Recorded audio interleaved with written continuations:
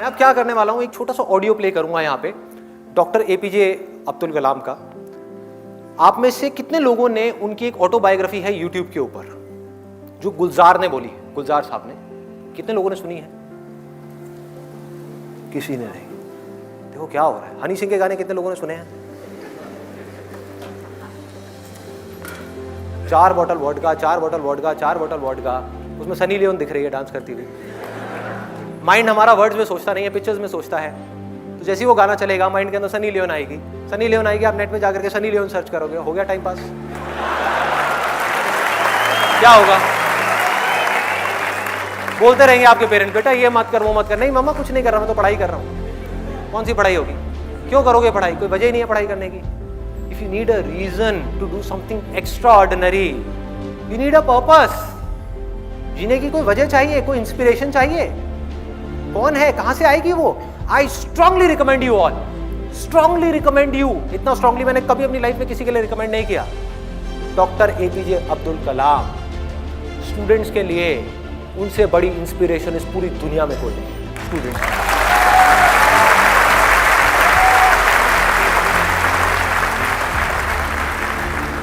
Play कर दो एक बार, ऑडियो प्ले कर दो।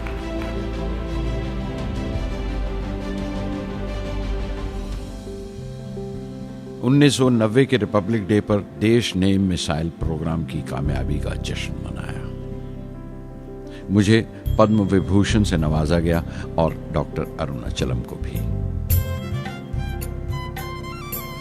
10 साल पहले पद्म भूषण की यादें एक बार फिर हरी हो गई। रहन सहन मेरा अब भी वैसा ही था जैसा तब था। 10 बाय 12 का एक कमरा किताबों से भरा हुआ और कुछ जरूरत का फर्नीचर जो किराए पर लिया था। फर्क इतना ही था कि तब यह कमरा त्रिवेंद्रम में था, अब हैदराबाद में। वेटर मेरा नाश्ता लेकर आया, इडली और छाछ, और आंखों में एक खामोश मुस्कुराहट मुबारकबाद की। मैं अपने हमवतनों की इस नवाजिश से छलक गया।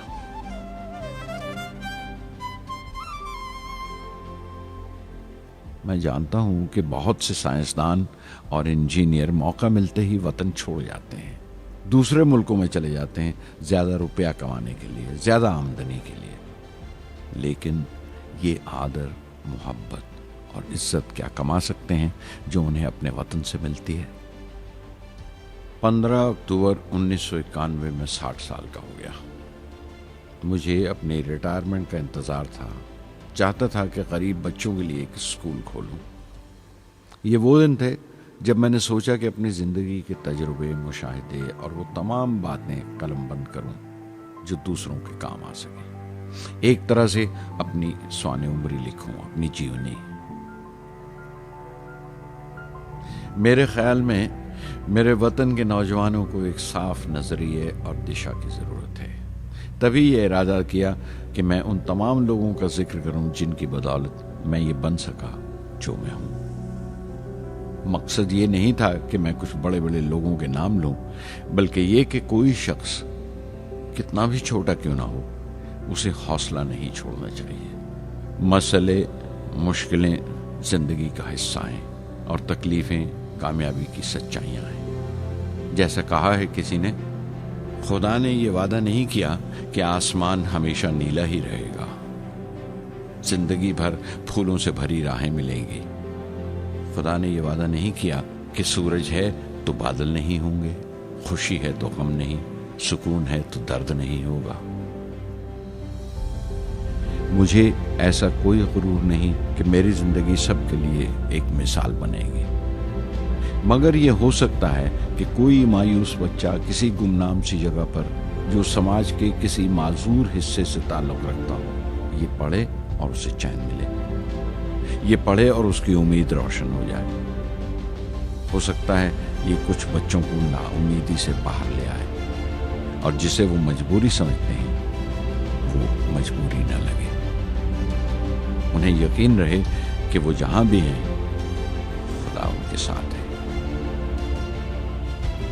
काश हर हिंदुस्तानी के दिल में जलती हुई लौ को पर लग जाए और उस लौ की परवाज से सारा आसमान रोशन हो जाए।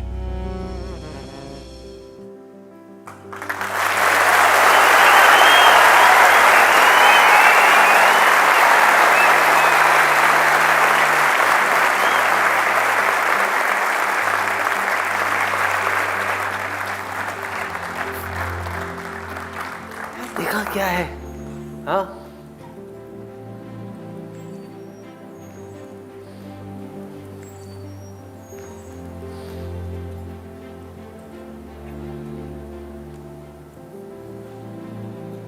ऐसे लोगों को सुनना है, ऐसे लोगों की बातें अंदर जाने देनी है।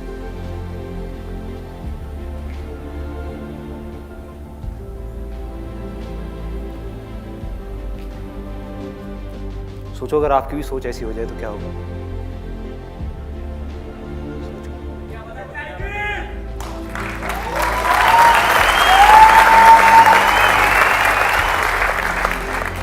दुनिया बाद में बदलेगी, पहले आपकी जिंदगी बदलेगी।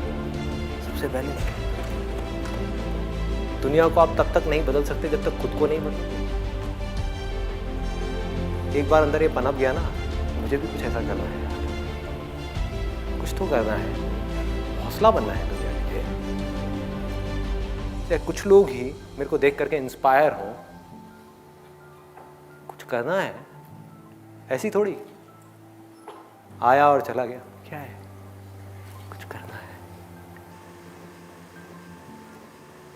ऐसे लोगों को सुनना है, ऐसे लोगों की ऑटोबायोग्राफीज को सुनना है और उसकी गहराई में जाना है। The more you do it, the more you will get energy to make the impossible possible. Word है ना ये डिक्शनरी में, आप सबके है ना। ये नहीं हो सकता, इम्पॉसिबल है। अरे मैं ये नहीं कर सकता, मैं वो नहीं कर सकती। मैं क्या नहीं कर सकते आप? क्या फर्क है उनमें, डॉक्टर कलाम में, मुझ में, या ऐसे और पता नहीं कितने आए और कितने गए और कितने और आने वाले हैं? क्या फर्क है? एक झूठ है जो जाकर के आपके दिमाग में किसी ने घुसा दिया है कि फर्क है, फर्क है, फर्क है।